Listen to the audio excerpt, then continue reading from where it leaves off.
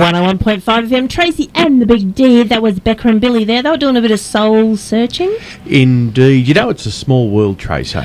I tell you what, it is a very, very small world. And we just finished having a chat not 10 minutes ago to Alan Caswell, talking about his new album, The Just Kidding, I think it's called, and Skin and all of that. And then we're doing a little bit of research, so to speak, on who we're chatting with the next band. We're going to be catching up with John Murphy from the Woodpickers. And just having a look, their last album that they put out, their most recent album, they had Alan Caswell singing on it. So it's a small world, isn't it? So we thought we'd better have a chat to John now, and he joins us. G'day, John, how are you? I'm pretty good, how are you? Oh, it's very well. It's a very small world, the music industry, isn't it? It is, yeah. That's a great part of it, I think. It's terrific, and of course, some of the talent that has been that has blessed the Woodpickers over the years. Of course, yourself, members from the Dingoes, also the Dead Ringer Band, the Flood, and of course Alan Caswell. So they come from all over the place, don't they? And the Flying Circus. And the Flying Circus, of course. Doug Rowe. Yeah. I missed Doug in there. So it's a real eclectic blend, isn't it? Yeah, they're all sort of people that I've come in contact with musically over a period of, the sort of 7,000 years I've been in bands. It feels like 7,000 sometimes, doesn't it? In my case, it's true. Well, you're doing very well for 7,000. Congratulations. Thank you. Was this just a dream to put this, like a dream team together with a bunch of great songs, or how did it all come about? I'm as a musician, I'm sort of like a B-grade bass player that's played in bands, and I've always written songs. And working with singers, they have their own direction. So therefore, your songs aren't their direction. So it was actually Broderick Smith once. I sent him some songs, and he said, "Hey, you should do your own thing," and that was the sort of catalyst that made me start the Woodpickers, that I controlled what songs were recorded, which I've written, and picked the artists that I had an enormous respect for, as in Bill and Kevin and Doug and Broderick. I worked with Broderick back in the Vietnam days. I was in a blues band in Darlinghurst, and Broderick used to come on the weekends and sing with us for a sanity break from his, training in the army. So it's all from friends. Yeah. And some great names, as we've mentioned, in there as well. And of course, Broderick Smith from most people would know him from the Dingoes. That's a great Australian band. Terrific, of course, and a timeless classic that just keeps going. And they I know some people just thought they always refer to Way Out West, but the Dingoes did some terrific stuff over a long period of time, didn't they? Yeah, have a listen to Boy on the Run, Paymaster. I don't think the Dingoes are a bit like the Eagles to me, not so much in music, but they never recorded a bad track. Yeah. And I think they're a little bit more rock and roll-y than people. Like, they had two edges. One was that country edge, and the other, they had some great sort of AC/DC riff songs. Come On Down and Sydney Ladies. They're pretty tough band, but a great band, great musicians. I've always been a big opinion of, I always say, and I say it all the time, the rest of the world can keep their music. I reckon we got the best music in the world here in Australia. Yeah, I think we did have. I think we're losing it with the the pop country. Suddenly there's a new category called real country. Oh, okay.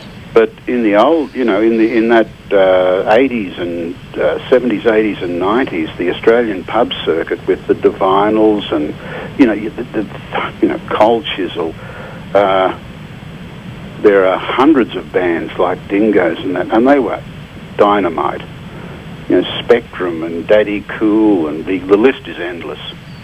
Yeah, and of course there's a lot of them now that are back touring. I see Mental as Anything are back touring again. So I mean, and people want to see them, don't they? Yeah. No, it's nice that these guys have. Let's say they've got a market which they lost, and it's coming back to them. I mean, I looking at Renee Gayer not that long ago. She I live in the Blue Mountains, and we have a place up here called the Clarendon, which has great artists. In fact, Catherine Britt and Bill Chambers are on tonight. But Renee worked for years doing big concerts and never made any money. Today she's doing rooms that might hold 100, and she gets the money. So they're actually doing better today than they did when they were under super management and being not paid what they were earning.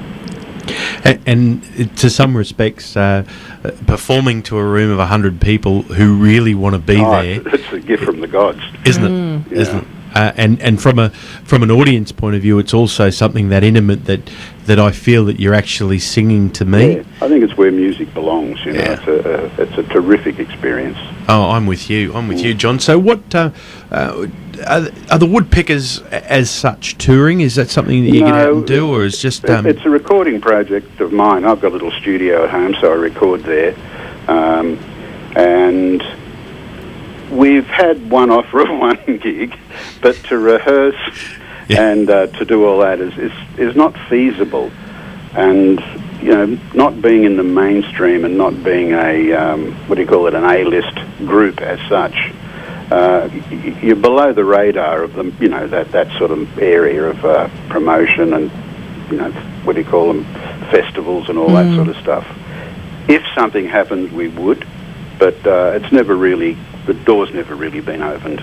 It sort of occurs to me that something like the Woodford Folk Festival would just be a great calling place for the collaboration talent of what you've got together there. Yeah, no, look, it would be a great live band. I've worked with Doug Rowe in bands. Doug's not a dynamic performer, but he's got so much talent. He's not. Brod's got this charisma on stage that's ridiculous. I know the band would be a very good live band, but that's just me. The rest of the world doesn't care.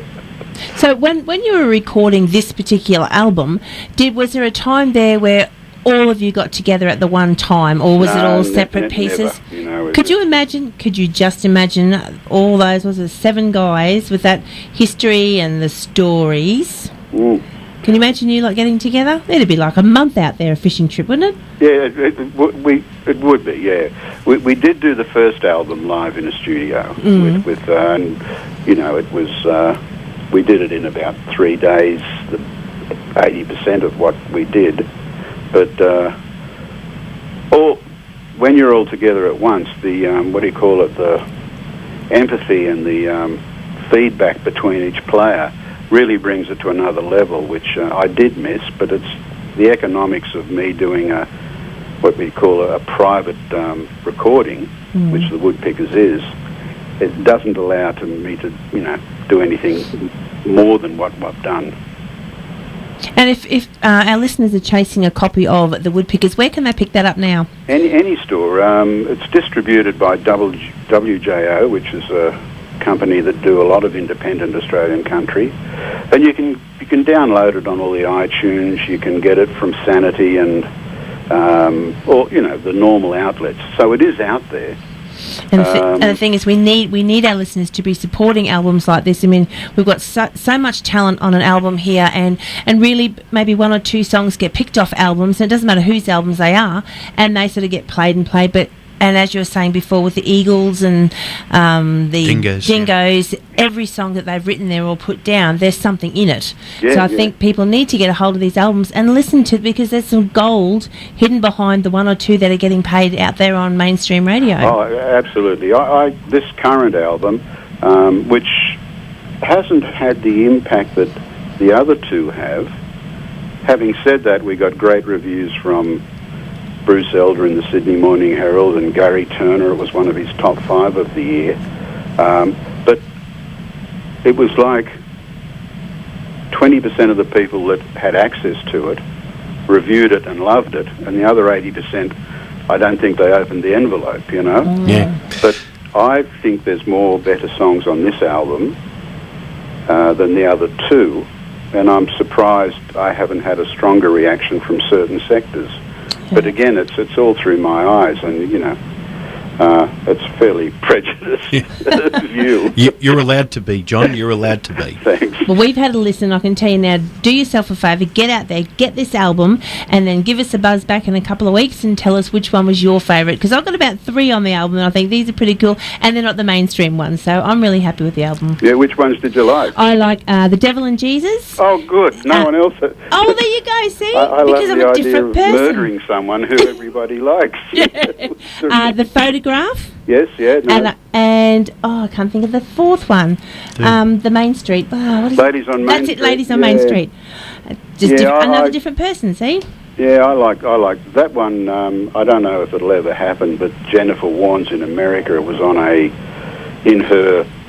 it's past her sort of approval to look at, so I hope she, I don't think it'll happen, but... and of course, those who aren't familiar, Jennifer Warnes, of course, big hit with Up Where We Belong with Joe Cocker. Yeah, and her album, the famous Blue Raincoat, if anyone likes Leonard Cohen, it's one of the greatest albums ever recorded. Who doesn't like Leonard Cohen, seriously? Yeah, but her interpretations... Yeah. And the album, I think, is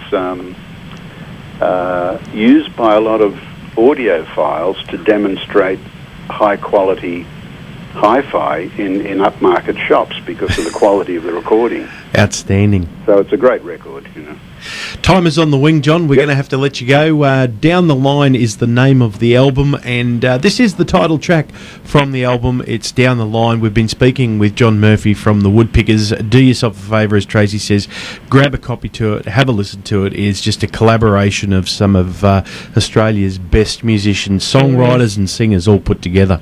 Congratulations, John, and we'll catch up with you again. All right, and I really appreciate you calling. It's lovely. No problems. Thanks, John. Thank you. Okay.